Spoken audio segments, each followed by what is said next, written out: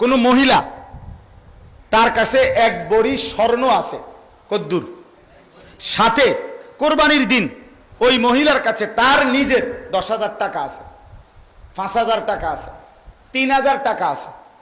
এই টাকাটা আর এই স্বর্ণটা দুইটা মিলাইয়া যদি, বুঝিনি কি মিলাইয়া, যদি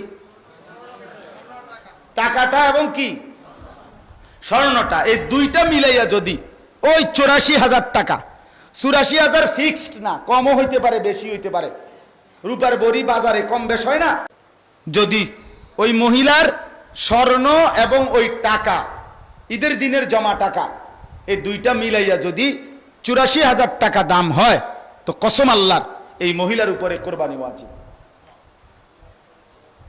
তো বলেন কি পরিমাণ মহিলাদের উপরে কোরবানি ওয়াজিব আমাদের সমাজে? এক বড়ি স্বর্ণ আছে, লগে 5,000 10,000 টাকা বেডির জামাই দিছে, ফুতে দিছে, বাপের বাড়ির থেকে বাপে দিছে, বাইয়ে দিছিল, টাকাগুলো রাইখা দিছে, আছে না এমন? কথা বলেন না কেন? তাহলে ওই টাকাটা আর এই স্বর্ণের দাম একত্র করলে 84,000 টাকা হবে না? এক বড়ি স্বর্ণের দামি দিয়ে 1 লাখ টাকা বেশি হইব, মানে বেশির উর্ফি দিয়া, ঠিক কিনা বলেন না কেন? তাইলে এই মহিলার উপরে কোরবানি ওয়াজিব কিনা বলেন? তো আমাদের সমাজে মহিলাদের কোরবানি তো 95% দেয় না। বেডিতে তো এই ব্যাপারে কথা শুনায়ও না, আলাপও নাই। আরে বেডি বুঝদা না, শুধু রুডি, তোমার দায়িত্ব হলো শুধু রুডি বেলন। বেডির কোরবানি হলো হুদার রুডি, হ্যাঁ না আলা, আরে বুঝদা না, সব কথা বেশি বেশি নাক গলাইও না। মহিলা যদি জিগায়ও কি জানি কইল লাজন হুজুর আমগো বেডিতে একটা কথা দিব, একটা দমক, তাই রে বেডি বেশি বেন বেনাও, এটি বুঝদা না তুমি? যদি মহিলা জিজ্ঞাসা করে কাপ বুঝদাম না, আরে আমি তো বুঝছি না, তুমি কি তা বুঝবা?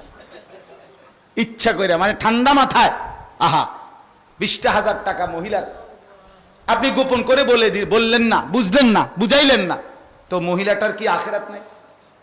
কথা বলেন না? আপনার স্ত্রীর কবর নাই, আপনার স্ত্রীর পরকালের বিচার নাই, তো তো এই বেচারির ক্ষতি করলেন কেন? সে কি তার জীবনটা স্বামীর জন্য দেয় নাই? সে কি তার জীবনটা সন্তানদের জন্য দেয় নাই? তো তো আপনি দিবেন না কেন? আপনি এটা লুকাইবেন কেন? কথা বলেন না? এই শেষ কথা আমার। এই জন্য বললাম আরো একদূরে বুঝতেন না, প্রয়োজনে আরো বিস্তারিত বুঝার জন্য আপনাদের স্থানীয় আলেমদের থেকে আরো বুঝেন, আরো বুঝা নেন, কিন্তু খামখেয়ালি করেন না। এটা খামখেয়ালির বিষয় না। জাকাতের মাসআলা বুঝা উচিত, কোরবানির মাসআলা বুঝা উচিত, হজের মাসআলা বুঝা উচিত।